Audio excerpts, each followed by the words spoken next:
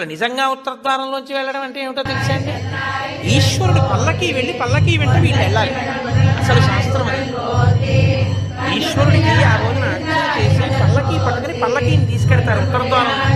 ఆయనతో నువ్వు తినే ఉత్తరద్వారంలో ఆయన తినే ఉత్తరద్వారంలో వెళ్ళాలనుకోవాలి. అథవా అసలు నిజంగా వెళ్ళాల్సింది ఏంటంటే ఈశ్వరుడితో వెళ్ళాలి. కనీసం మీ బాధ్యత ఏమిటి? ఉత్తరద్వారం నుంచి వెళ్ళాలనుకుంటే ఈశ్వరుడితో వెళ్ళేటప్పుడు ఎలా వెళ్ళాలో నువ్వు అనాలి. ఈశ్వరుడితో వెళ్ళేవాడు ఎలా వెళ్ళాలి? వైదికంగా వెళ్ళాలి. పైన చొక్కా బరీలు ఏమీ లేకుండా ఉత్తరీయాన్ని మాత్రమే కప్పుకుని పంచ గోచి పోసి కట్టుకోకుండా వెళ్ళకూడదు. గోచి పోసి కుచ్చిళ్ళు పెట్టుకుని వెనక్కి దోపుకోకుండా వెడితే మహాపాపం. ఏదో పటలపన్నం చెప్తారు కాబట్టి కుచ్చిళ్ళు పెట్టి గోచి పోసి వెనక దోపి అన్నీ విప్పి ఉత్తరీయం వేసుకుని ఎవరి సంప్రదాయానుసారం వారు తిలక